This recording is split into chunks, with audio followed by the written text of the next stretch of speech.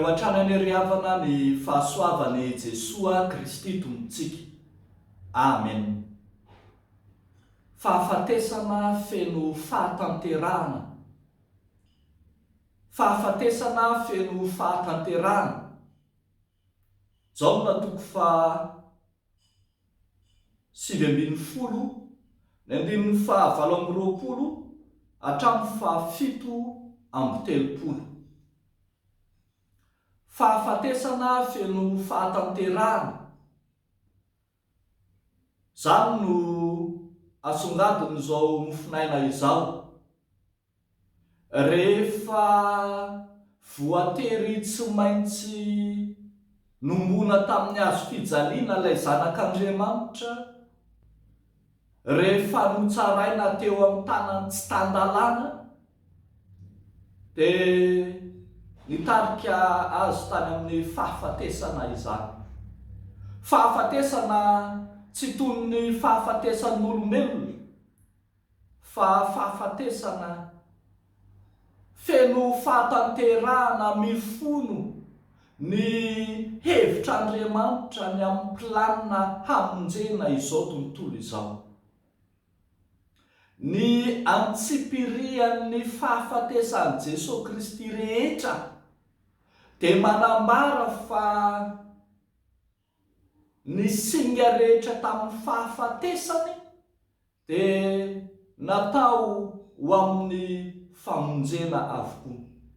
Hitantsika eto ohatra fa ny fahafatesan'i Jesoa Kristy dia ho fahatanterahany Soratra Masina, ho fahatanterahany teny faminaniana rehetra.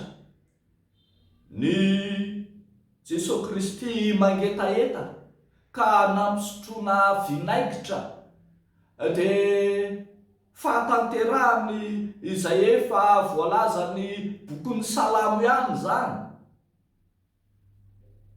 Ilay Jesoa Kristy ilay loharanon'aina ka izay misotro azy tsy mangetaheta intsony. Ilay loharano miboiboika ho fiainan'izao tontolo izao no indro nangetaheta ka nampisotroana vinaingitra. Zany mba ho fahatanterahany faminaniana, ho fahatanterahany tenin'ny Soratra Masina. Indro nitarika tany amin'ny fanafanganana ny fahafatesan'ny tompo zany. Fa rehefa nanandrana ny vinaingitra Jesoa dia nanao hoe Vita, dia nanondrika ny lohany izy ka nanolotra ny fanahy. Fa rehefa maty ny tompo, dia hitantsika eto fa mbola manambara ny voalazan'ny Soratra Masina ihany ny fahafatesana. Hoy ny voalaza manao hoe tsisy hotapahina ny taolany, dia indro tsy mba tahaka ireo jolahy teo an-daniny anankiroa ny tompo izay notapahana ny ranjony hanafangana ny fahafatesana satria akaiky ny sabata. I Jesoa Kristy kosa tsy mba notapahina satria ny Soratra Masina no miteny fa tsisy hotapahina ny taolany.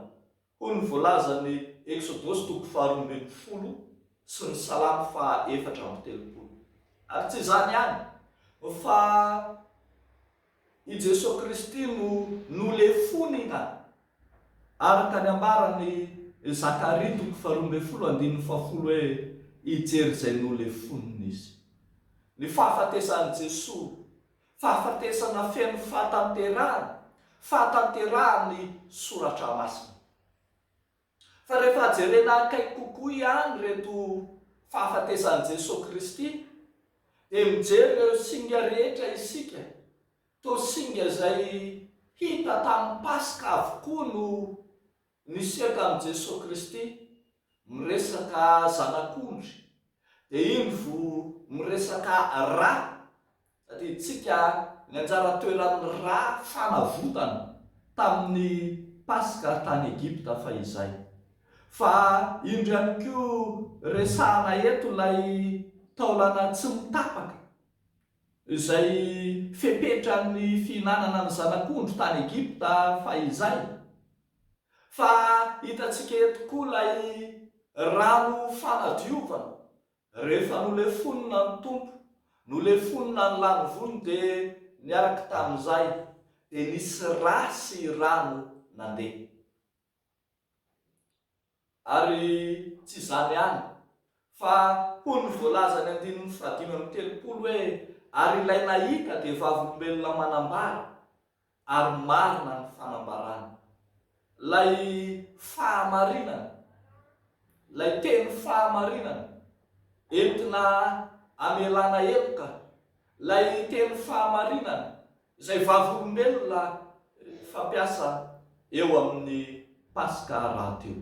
Rehavako malala na ny teny Soratra Masina dia manambara ilay fahafatesana feno fahatanterahana na reo singa rehetra izay nisy eto amin'ny fahafatesan'ny tompo dia manambara ilay fahafatesana feno fahatanterahana.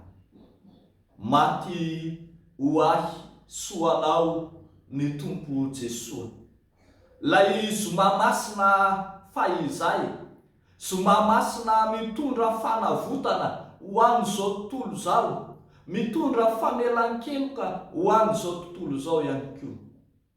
Arindro ankehitriny, anio ZOMA MASINA taona 2022, ZOMA MASINA amelan'ny tompo ny helokontsika teo ambony hazo fijaliana. ZOMA MASINA mitondra an'i Jesoa Kristy fanavotana ho an'ny olona teo amin'ny hazo fijaliana. ZOMA MASINA izay naboboky ilay rano velona ho an'izay mangetaheta mba tsy ho faty izay misotro azy. ZOMA MASINA ilay nandatsahan'i Jesoa Kristy ny rany ho fanadiovana, ho famelan-keloka ho an'izay rehetra mino. Amin'izao ZOMA MASINA izao ary rehavako malala, banjin'i Jesoa Kristy ilay maty tamin'ny fomba feno fahatanterahana, maty tsy toy ny fahafatesan'olombelona, maty mba hamelona aina ho ahy sy ho anao. ZOMA MASINA nitondran'ny tompo fanavozana fiainana ho an'izay rehetra mino rahateo. Banjino ary Jesoa Kristy, banjino ilay hazo fijaliana izay nahafaty azy kanefa amelomany anao. Dia hon'Andriamanitra irerian'ny vinaingitra. Amen. Ivavaka isika ry avy. Tsaronay Andriamanitra ilay hazo fijaliana izay nanombohana ny tompo Jesoa ka nitarika tamin'ny fahafatesana. Tsaronay ilay fahafatesana feno fahatanterahana mitondra famonjena ho an'izao tontolo izao. Tsaronay ilay fahafatesana miavaka, fahafatesana mamelona aina ka nahafaty an'ny tompo kanefa nahamelona anay izay maty tamin'ny fahotana. Amin'ity ZOMA MASINA ity, ampijerenao ny lanitra, ny hazo fijalianao, ny famonjenao izao tontolo izao mba hanana anjara amin'ny fanadiovan'i Kristy rahateo. Dia ho anao Andriamanitra ny dera sy ny laza ny voninahitra hatramin'ny taloha indrindra sy ankehitriny ary mandrakizay. Amen.